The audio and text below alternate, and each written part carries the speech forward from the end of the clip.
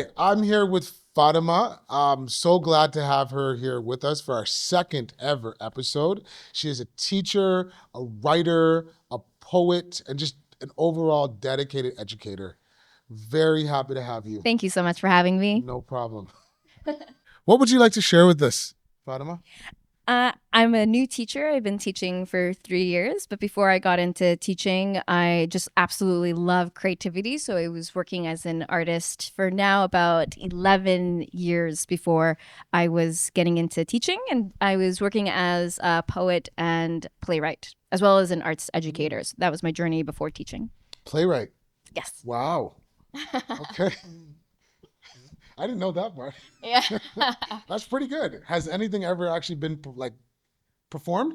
Any of your plays? Yes, so I have two one-woman plays. The first was performed for 3 weeks at the Distillery District at a program called Watsa Theater. This is back in 2015. And then a few years later, I wrote the sequel. It was a play based on these characters who were questioning the societal cure to find a cure for autism. Wow. Have you ever thought about like doing script writing, like not just plays, but I mean like films? I've never written a script for film, but I am interested in it. Wow.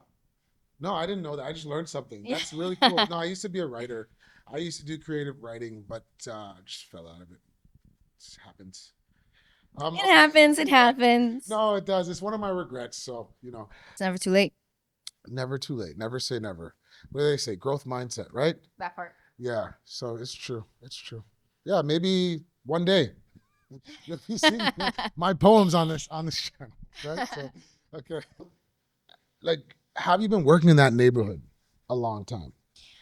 Actually, I started my teacher candidacy at the same school that I'm now working at. Oh, really? Hmm. Which was allowed you to easily get a Yes. position there? Yes, and easily know what are the dynamics of the school environment as well. Because I actually know that school and I know somebody that worked there. Mm, And I think that the demographic, I know what the demographic is like, but I actually think that, like, I always think about behavior. That's a big thing to me. mm. Like, what's the behavior like? And I think that for the most part, that's a pretty, might have a bad sort of connotation around it, that neck of the woods. But I think the behavior is pretty good. I could be wrong. I mean, behavior is such an interesting topic and something that Oh, yes, I know. classroom management Yeah. and what that looks like. It's so sometimes it's so hard to say like an entire school is this way, or an entire class is this way. Right. When sometimes it's really like the dynamics of how each student is, what are they bringing in? Right. But because I've known them for so long, I don't necessarily come to those kinds of problems on a day-to-day basis, but because of that relationship was built. Exactly. Yeah, and that's a big thing, right? That relationship piece. And okay, so this is part of the thing, right? Like I go back and forth between like saying the stuff that we always say in education and then like what does it really mean? So like people always say that, oh, well, you're not building relationships. Build relationships, build relationships. But when we say build relationships, like what does that like really mean to you? Because there are some teachers that like try to build relationships, but the kids are not like giving them the time of day. And it might be their energy. It might be like they already have a preconceived notion of that person. But like it's this is a comment that's starting to kind of bother me a bit because people are like, oh, well, just build relationships. Like it's like, oh, just like it's that easy. Like I'm just gonna go build this relationship and then Yeah. we're done. Yeah. Right. So like what does that really mean like to you? That's a wonderful question. I think that when we think about the depthness of the relationships that we have in our personal lives, none of the relationships that we have in our personal lives are built in one day. These are things that are really built over time. And I think especially for the students who desperately require that trust, that compassion, that attentiveness from a teacher, and sometimes that's why we see some of the things that we see in the classroom, because it's really like, I want your attention, Exactly. as opposed to like, or I hate you, especially with the primary ones. You'll hear that kind of like Yes. almost personal attacks Exactly. to a teacher. I think building relationships is one of the most important things, but it's probably one of the hardest things about teaching.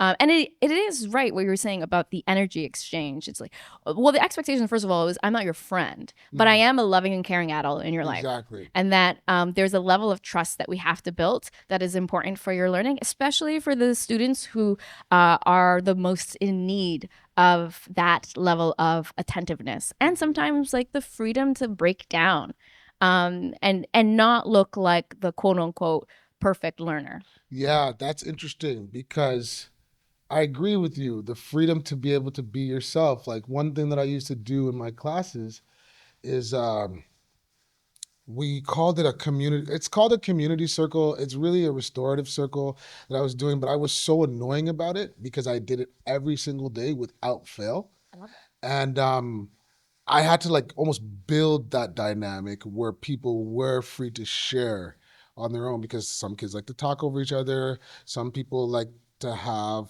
most of the attention, kind of as you mentioned. But that is definitely something to build. And so like it meant that the beginnings of my day were a bit crazy because I wanted to do this circle. So I had to it. like rearrange the whole class every single morning Mm. to make sure that I could have like 25 chairs in this circle. Right. So yeah, I agree with you. The relationship piece is important. And I guess like to ask the same question, like what are the first few minutes of your day like? How does that go? Okay, so this might sound strange. This is just my technique. Yeah.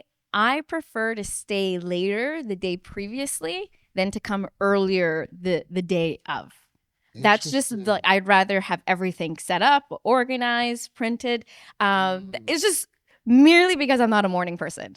And so I just know that if I have everything, all my, cookies in order Yeah. the day or the night previous, I don't have to worry about it like Later scrambling. I on. hate to scramble. Yeah. And then sometimes, to be honest, like especially in the middle of the school year, you feel that need. There's so much little things to attend to. If it's not report cards, it's IEPs. If it's not IEPs, there's always something going on. Yep. There's always some need to meet. And so, well, but in terms of when the kids actually arrive, Hmm. it's like picking them up from the door, greeting them, asking how they're doing, and then we line up and we make sure that the line is quiet before we get in. Because I feel like the start of the day, like similar to breakfast, how that should be like a great start to your day. Yeah. For me, I just my students have gotten into the habit of realizing the importance of structure and order, and I feel like sometimes like how we start the day, if we're a mess, it's gonna be so much harder to take back that cohesive dynamic Yeah. in the afternoon after recess. Yeah. So there's a little bit of order and structure. They know their roles. So like whomever is in charge of the chalkboard will clean the chalkboard. Right. We have line leaders who always are at the beginning of the line. We have someone at 9:30 who always knows, okay, it's time to get the snack, and I don't have to alert them to go and get Right. the snack. Right. So everyone has their roles, and in the morning you kind of see it happening like a machine. Right. And that a lot of people don't know how much work it takes to build, but that in and of itself is like a It's microcosm it's of the our first month of society. school. It's really just the first So month, like just routine, reinstating the yeah, structure, the routine, the order. that's beautiful. And to do that with a group of like 20, sometimes more More, kids yeah. is a tall order. But what a lot of people don't see is exactly that. How in order for you probably to get all the things done, all those little things, you need to come up with certain systems. Yeah. And because otherwise it's just going to be you doing 21 things and just never meeting all those For you, demands, are you a right? morning? Like how much earlier in the start of the day before entrance do you have to come to work? I'm not a morning person, Yeah, same. but I also don't like to stay late because I feel like I'm just fried. My mind is fried by that time. So the last thing I want to do is like plan for the next day. And I guess that's why planning in advance is very important. But I think about myself, yeah, it's a lot of running around. I think about the photocopying issue where it's like you're in the morning and it's There's a 15 lineup. minutes. There's a lineup, and of course the photocopier breaks, and now we're all waiting, and then it's like you're screwed, right? So that's one of those things that like I'm sure a lot of teachers can relate to. So I think that your strategy actually makes a lot of sense because really it's knowing that like it's going to be chaos in the morning, and I think that anybody that's a parent too knows how crazy those mornings are Yeah. when you have like young kids. Now try to add like 28 other kids onto that in a school where you have to teach them something. So that's really important. That's really, really big. And so yeah, it's just a lot of mix of personalities. So um tell me about like some of the struggles that maybe you have. Like it's structure is really important, but where do you maybe receive some pushback from some of the kids when it comes to that kind of stuff? Yeah, I think classroom management, especially as, someone who is new to the profession, this is my third year. Yeah. Classroom management is something that I'm constantly learning.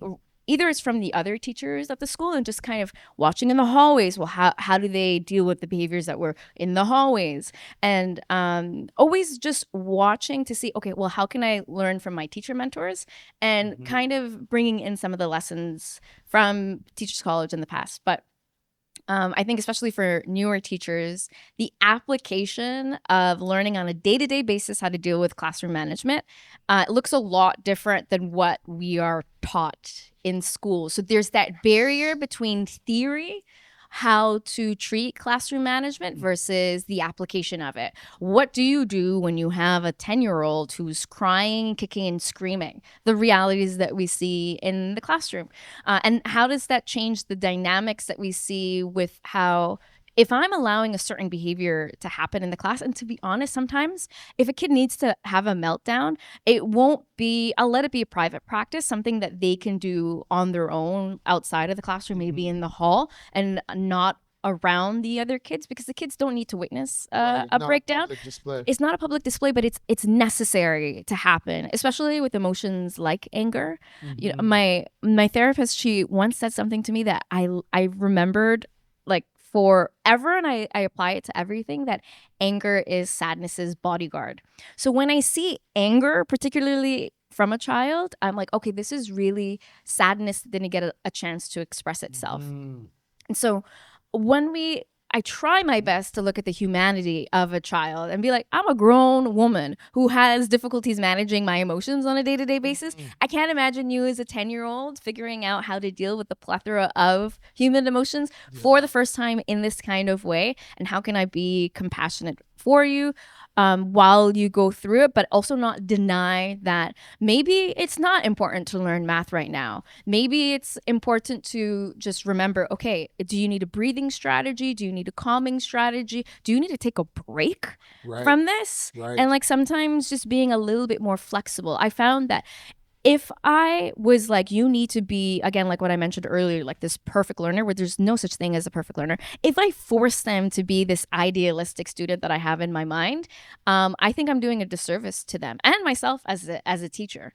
But the reality is that sometimes, yeah, it does take away from instructional time. Yeah. Sometimes I'm not going to be teaching about, I don't know, equations. Sometimes I'm maybe we might have to take a break and talk about, okay, what are the zones of emotions, and maybe instead of it being just with one kid, maybe it has to be with the whole class. It's a struggle, and I feel like although you put on all this effort and time into lesson planning, the day you got to be a little bit flexible for, especially I think with the primary learners that yeah, they have all these emotions you have to tend to. It's very interesting because I would actually like you to tease that out a little bit. Like, for example, like, and I don't think a lot of people understand this, like, there's only one of you. So when that kid is having that meltdown, it's very much a balancing act. It's now you having to think on your feet and possibly say, okay, in the middle of a lesson, let's say, possibly having to say, okay, like you said, let's have a whole class conversation about this, or now you having to deal with that student and then leaving 3/4 of the class to have to work on something independently.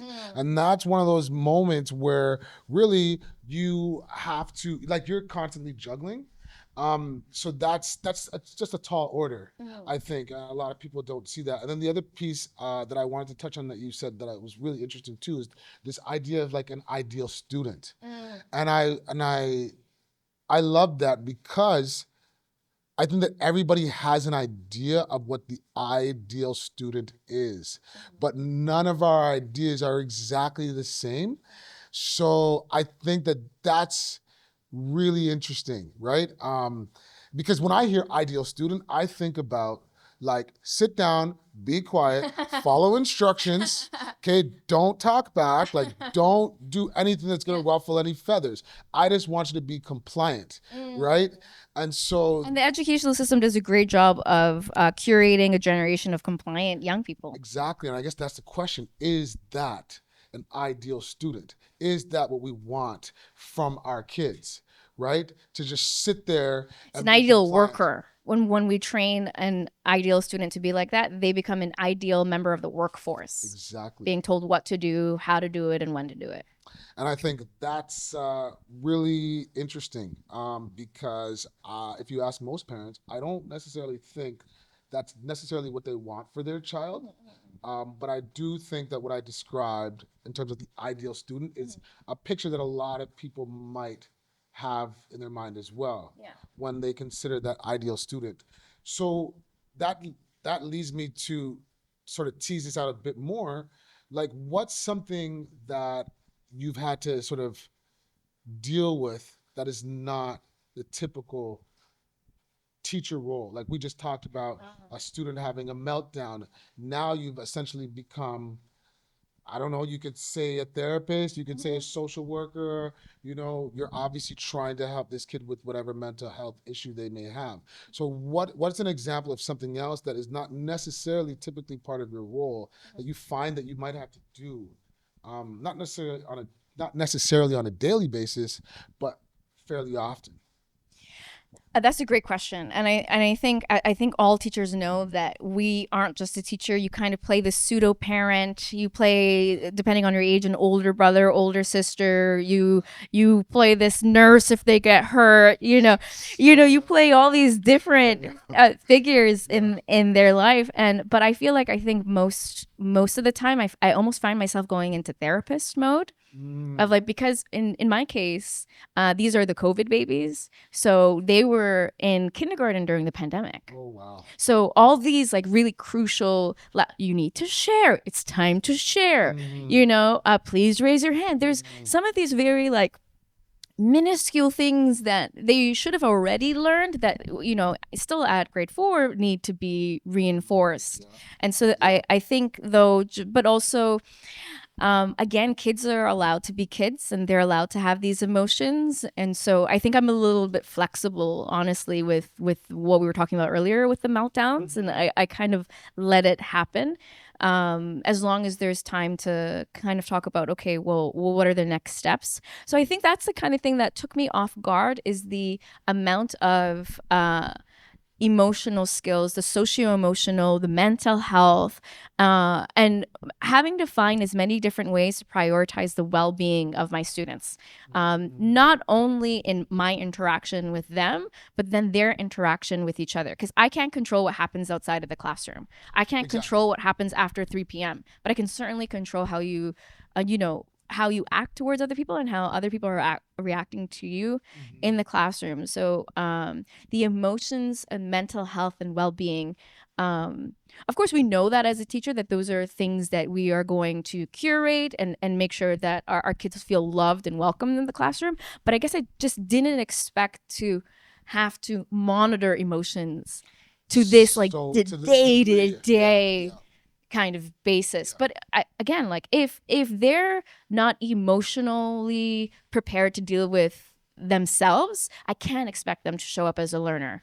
Yeah, there's no teaching happening in that situation. Absolutely not. So, or learning, as you say. So, I wholeheartedly agree with that. But then the flip side of that now, too, is that takes an emotional toll on you Oh, because now plenty. you're spending like, and that's again the mental load, the emotional load of a teacher having to fight these battles on a daily basis. Nobody understands after work, I need an hour of silence. And I feel like sometimes people might, like my family in particular, Hmm. they're just kind of like, oh, like, let's talk. I'm like, please, I spent the past 6 to 7 hours talking. Like, I just need 1 hour. Well, and also just to add to that, it's not just the talking, it's the amount of decision making. Because what happens is you suffer from decision making fatigue because during those hours, you're spending miss this, miss that, miss that. And it's like it might seem insignificant, but you're making so many of these little decisions and having to think on your feet for basically 7 hours straight. And how do you deal with decision fatigue in the classroom or as an educator? Well, I take some of your similar to what you do. I have certain systems. So, for example, ask three before me. A lot of teachers will be very familiar with that. When I was teaching younger grades, I had to put up anchor charts, as we call them, just charts on the wall that sort of look at what is the difference between tattletaling and actually being concerned, right? And like breaking down those things because especially with the young kids, a lot of the times they'll come up to you and want to tattletale on somebody, but really we have to have the conversation that you're trying to get this person in trouble. You're not actually concerned for their safety. But there's a lot of talk that has to happen in that regard, like you were saying at the beginning, just to kind of build that foundation. And to be honest with you, it's not foolproof. You'll leave and you're still mentally drained and exhausted. For me, I'm a parent.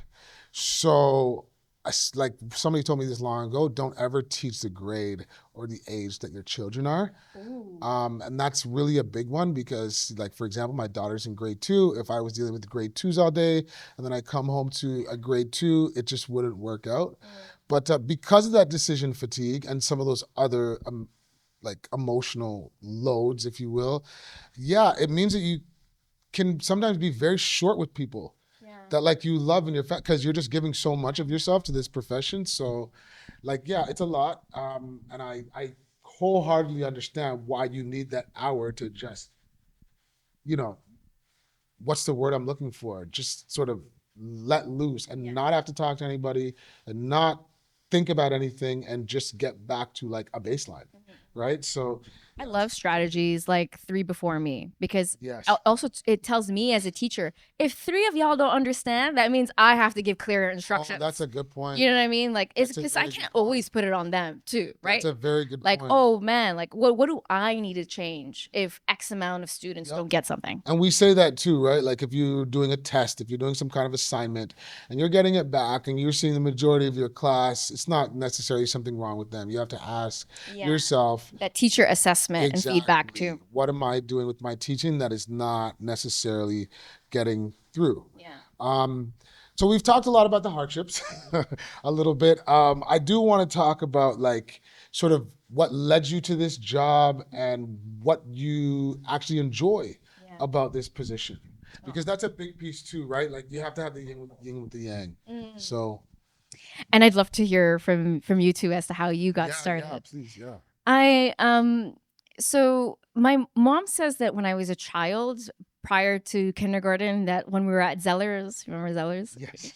I would run to like the book section and the crayon section, and I had this like fantasy about school being this good place. Right. Um, Honestly, throughout my childhood, I was an average student in every sense. And I'm not in a self-deprecating way. It's just the what I was then, and then I really came into myself in high school, and that was because I had some of the most incredible teachers and incredible people that I've ever met who saw a light in me, even though at that time it was just so small, but they were able to really engulf it into a flame. And I owe a lot of my life to the teachers who had poured into me in that way, whether it was a teacup of a pour or a swimming pool of a pour.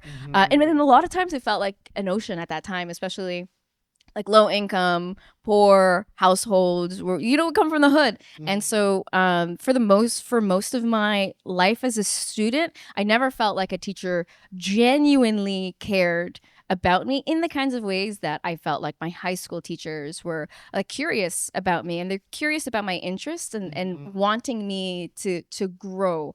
And I have one teacher in particular that I still see to this day, who she was my grade 9 English and drama teacher all the way up to grade 12. So I saw her every year. Wow. Yeah, and it's someone who I still see to You this still day. like connect with I them. still connect with Oh to wow. this day. And so it's really, I think that because I've had some really positive experiences as a Yeah. student, again, later in life. And that's why like when teachers might consider a student like an average student, I remember I was once considered an average student, but then someone saw a light in me, particularly Nurture that. my love for creativity. Right. And it was then that I was like, oh my God, I'm actually good at something, Yeah. which then led me to become good at science. I was never good at science. But when I was good in English, I then became good at science. And like sometimes that, how that Mm. spark can kind of travel Like into the domino as a effect or something. Yeah. exactly into other Yeah. subjects. Yeah. And then after university, I was really interested in the arts. I was working as an artist for 10 years. And it was through the arts and teaching poetry that I was kind of like, you know what?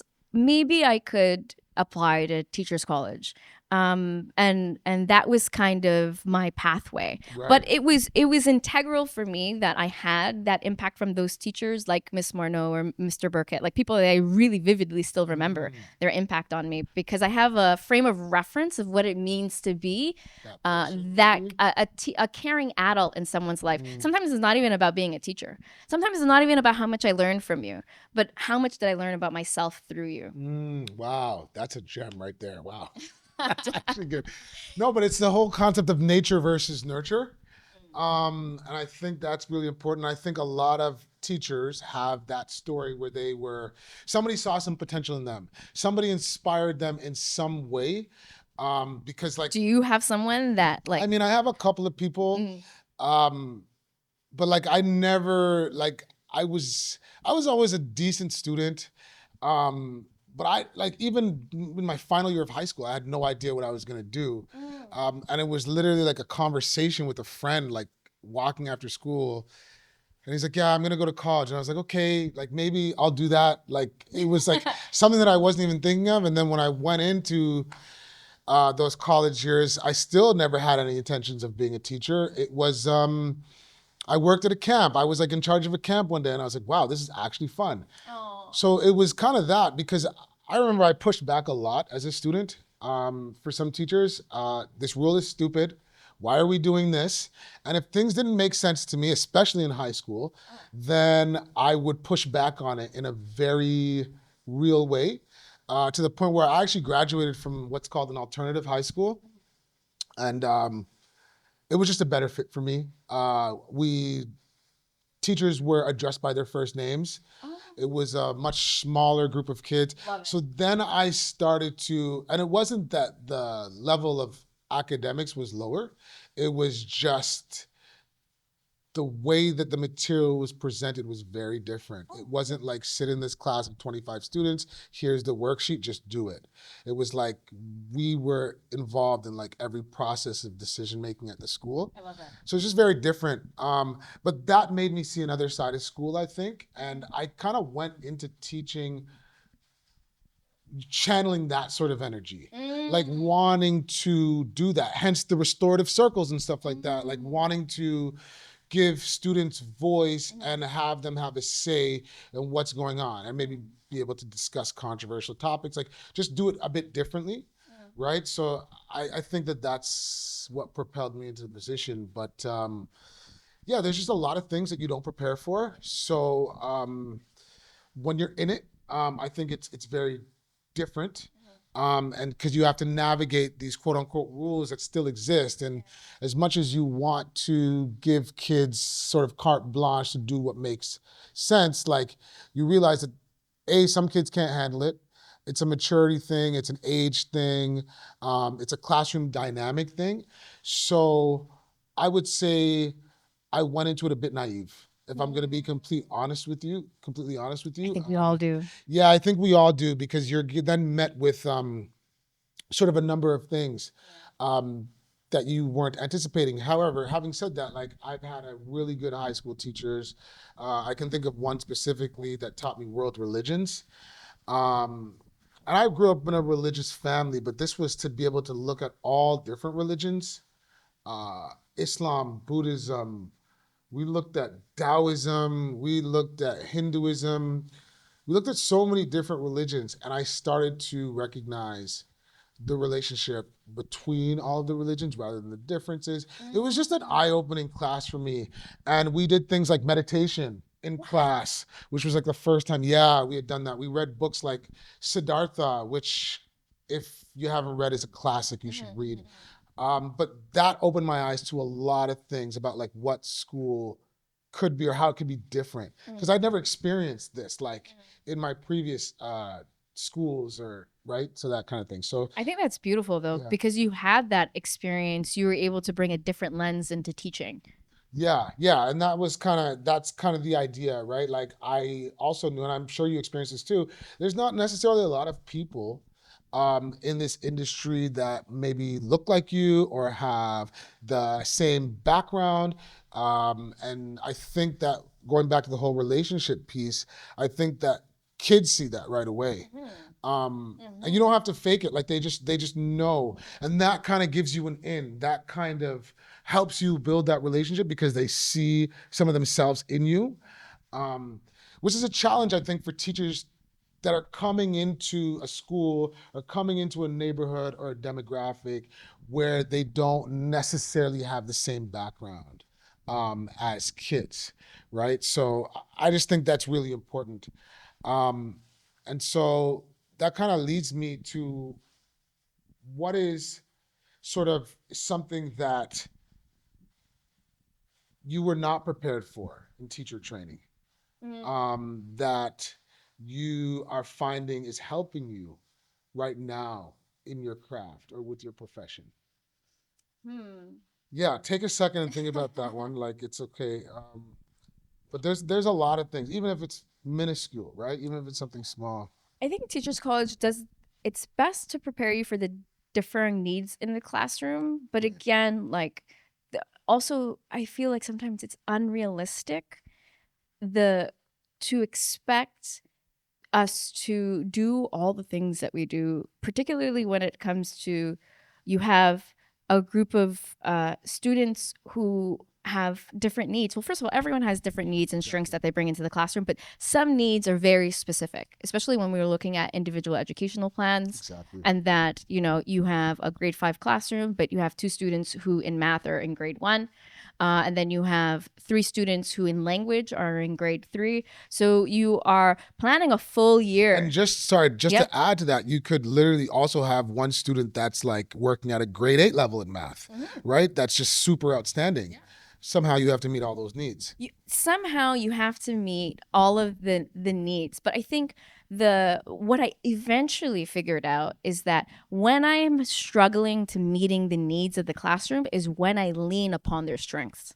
So take that kid who's like a grade 8 in math. I'm like, okay, after we've done the class discussion I know this student is really struggling with independent work. After you've completed your work and after we've completed our small group instruction, do you mind sitting outside and just doing some multiplication runs with him, please? Right. And so just leaning on the strengths where we can and then helping, because it's not only about the building the relationships teacher student, it's also helping to what like you were doing with the restorative circles. It's helping to have the students have relationships with each other.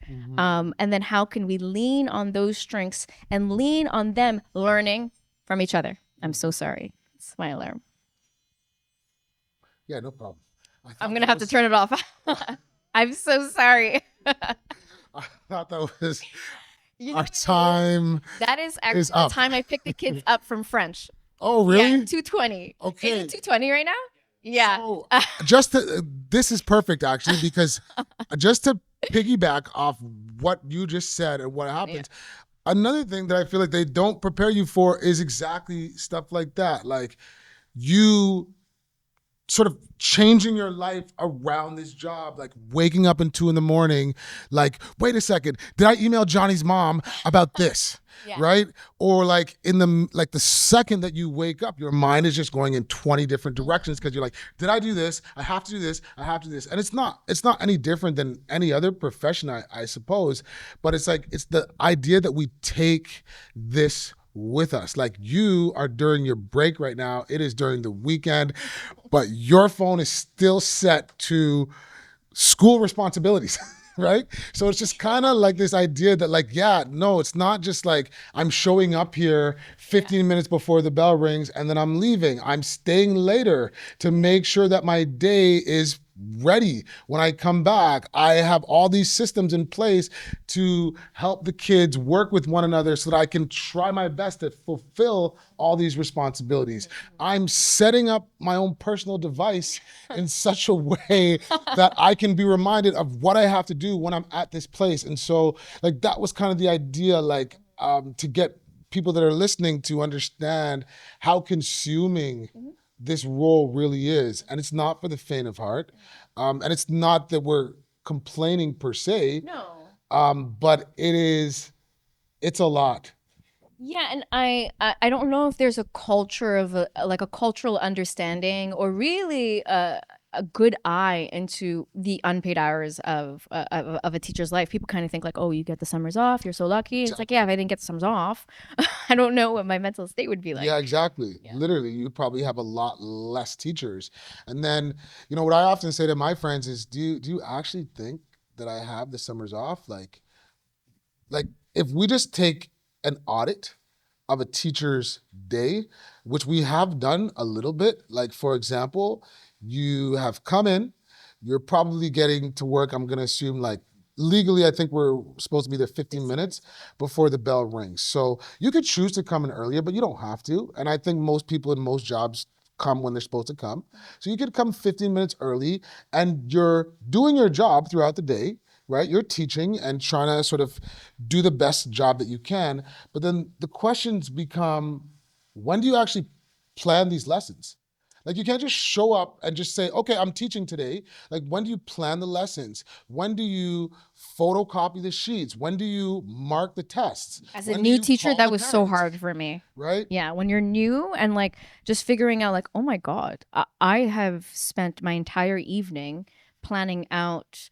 Let's say if you, especially if you want to plan it out, like Earth Day is coming up, so I have to plan Earth Day specific activities, and so there's all this time that as before I got into this profession, I didn't realize how much of that after school on the weekends to plan and prepare was involved, and so that kind of threw me off guard. Yeah, and I think that that's what leads in large part to teacher burnout. So I think that going back to the original, like, topic, which was getting the summers off and getting all of these breaks, it's not sustainable to do 2 and 3 hours of work every single day after school, which, mind you, I did for probably the first 5 years of my career, like literally going to sleep at 2 o'clock, waking up at like 6 o'clock, like sometimes not even showering, just showing up in like sweats and whatever.